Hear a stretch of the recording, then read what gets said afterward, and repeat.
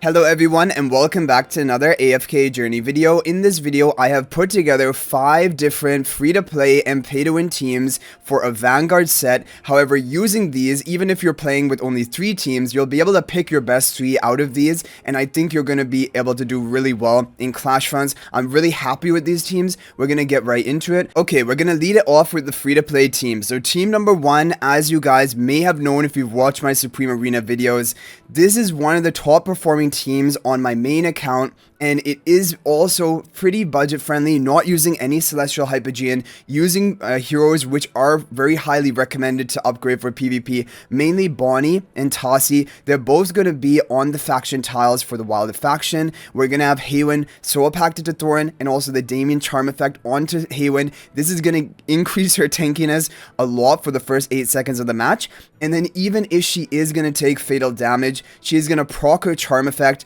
and for 5 seconds she will be untargetable, recovering energy, and hopefully she'll be able to then get one ultimate cast off, and then she has done her job. So Bonnie will be applying debuff onto the enemy. Tassi is going to be damaging them and spreading the debuff, and then Tassi has a solar potential at the end.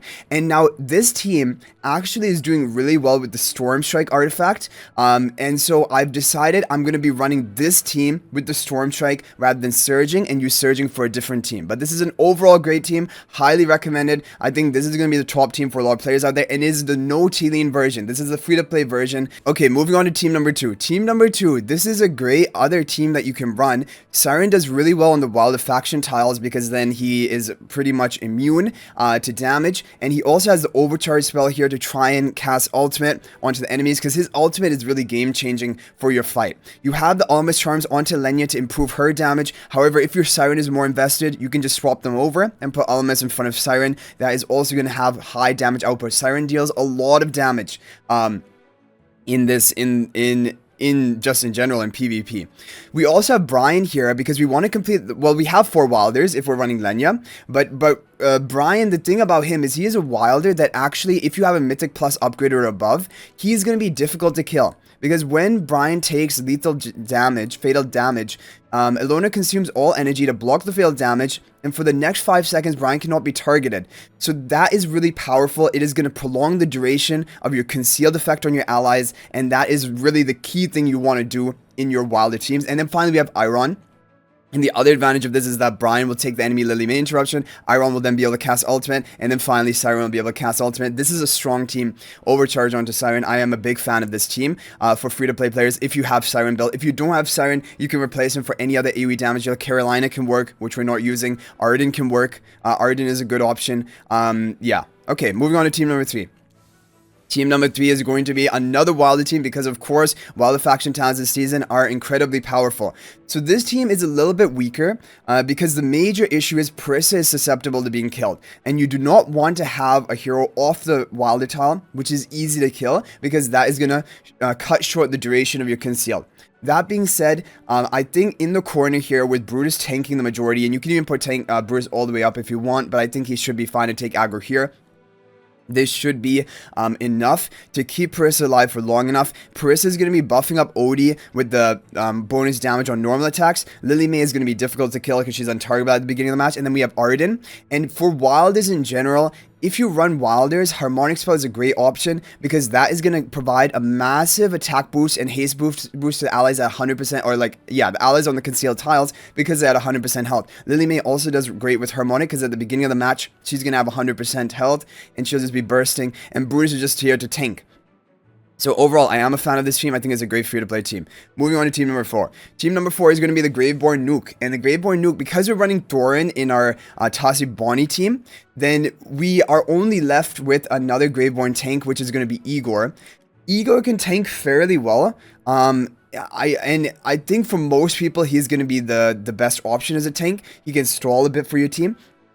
Apart from this, we have Sonya to buff up Vala and Sylvina, and we're really trying to get that initial kill really quickly. That is a strategy with Graveborn. You have to nuke the enemies in the first few seconds, otherwise you lose the value of the Graveborn faction talent. And so Sylvina will be jumping on them, Vala will be targeting them, Lightforge onto Vala so that she can snowball out of control, and Ludovic, because that completes the Graveborn faction talents, but also when he heals allies, he gives a 15% attack boost to those allies, and also he it gives them haste, and that is going to further enhance Vala's damage at the beginning because his Everbloom field will immediately be around him. That is going to target Vala, and after that, when he recasts it, it should target the rest of your allies, and hopefully Igor takes the aggro long enough. Maybe Sonya can get off an ultimate. Probably not. However, hopefully by the time Sonya dies, Vala has already snowballed. And then finally, team number 5. Team number 5 is going to be, this is a Celestial Hypogean team. However, I consider it to be the most free-to-play friendly Celestial Hypogean team because it's using Fresto, Twins, and Rainier, a Mythic Plus, which are the 3 big heroes Celestial Hypogean that free-to-play players should be focusing on. Now, if you have other Celestial Hypogeans built, like if you have Talene, if you have Harak, replacing Fresto here for Harak or Talene is going to be far better. Way better. However, I'm assuming most people would not have Harak built, and if you have Talene, you could just run Talene in the Tasi Bonnie team, like we're going to show you in the P2W team comp, and that will be better for you. So yeah, but Fresto, so basically, the reason I like this comp and I'm recommending it to free-to-play players is because Celestial Hypogean faction talents, this is one of the most powerful ways to utilize Shakir. Shakir this season is weak because Mauler faction talents are weak. However, if he can immediately cast his ultimate, like he can in this comp, it is insane, especially with the true damage charms of Rainier onto Shakir. Then Shakir deals that AoE damage, jumping right in the face of the enemies. It can nuke people right at the beginning of the match, followed up by a Twins ultimate pretty rapidly. And we have Nero here because Nero is going to take the enemy Lily May interruption that a lot of people run Lily May on their teams, and it will freely allow Shakir to cast ultimate. Now, one disclaimer about this team. When you had a Paragon disadvantage, the problem is due to now Intimidation and Inspiration, you have reduced energy recovery. And so like these tiles should give Shakir enough energy to immediately cast ultimate. But the problem is, if the opponent has higher Paragon upgrades than you, Shakir will not be able to insta-cast his ultimate. So he'll be a bit delayed, and then there is room for him to maybe be killed before he can actually cast. But if need be, you can go for example, another Graveborn team. Yeah, Graveborn team with Seth, for example. That's what I was running in the previous season.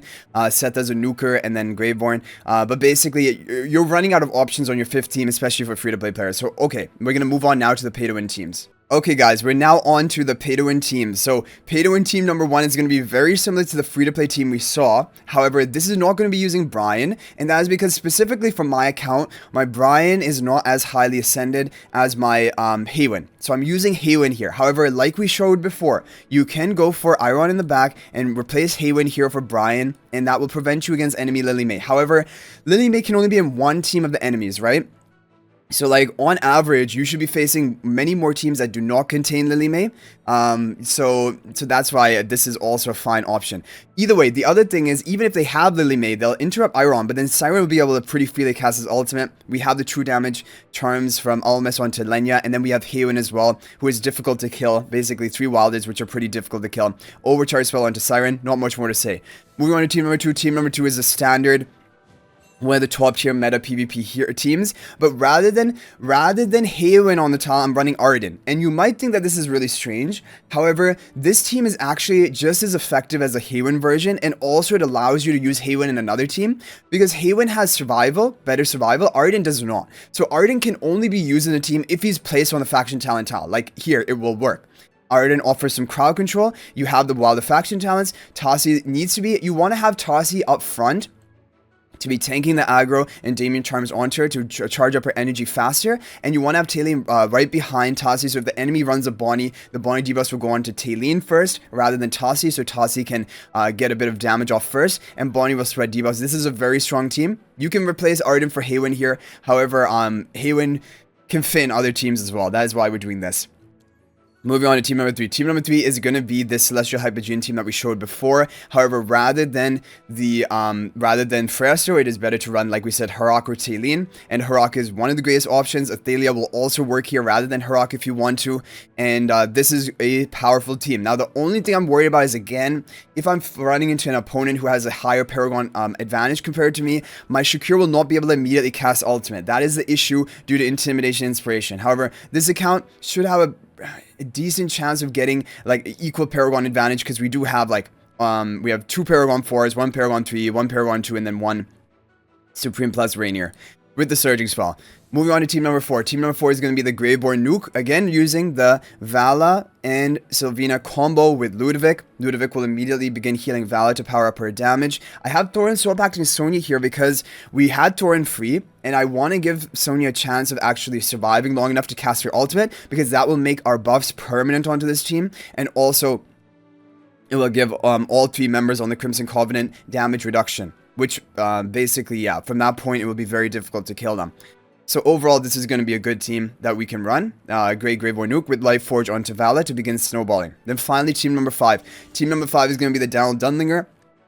It is going to be Lenya to immediately give the attack speed buff to the Diurnal. Lorison going to be on the tile to enhance our nuking potential. Lily May going to be nuking at the beginning and also interrupting enemy ultimates. And then finally we have Diurnal on the tile with the Harmonic Spell.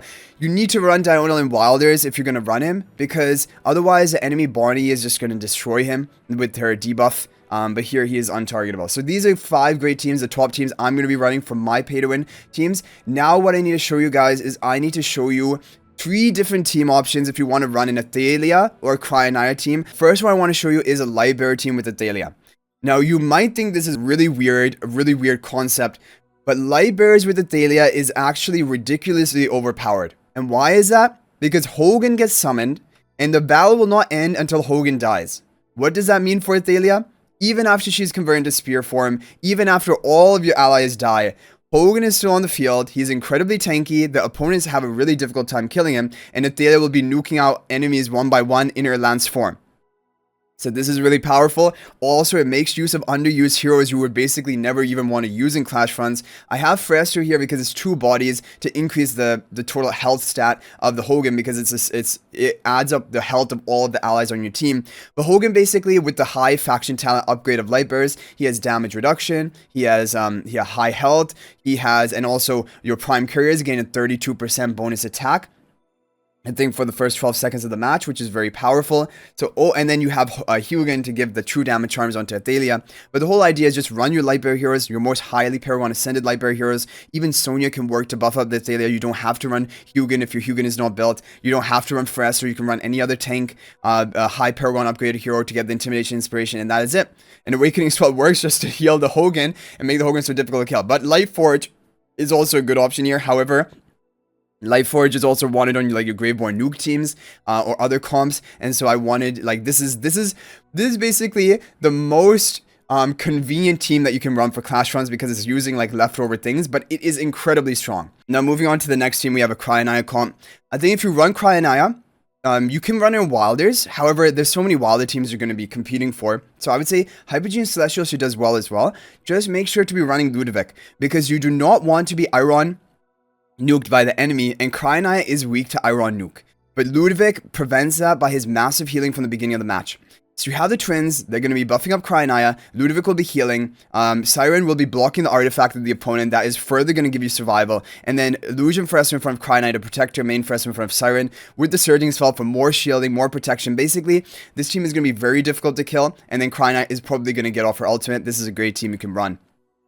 Okay, now finally, we have, this is, yeah, the GG well played team. This is probably the best overall Athalia team you can put together. And honestly, like, if this is all Paragon 4, I don't think anything is beating it. It is so incredibly powerful because you have the Wilder faction talents. Thorin, good luck killing Thorin. Damien's never gonna die. Almas, again, good luck killing Almas.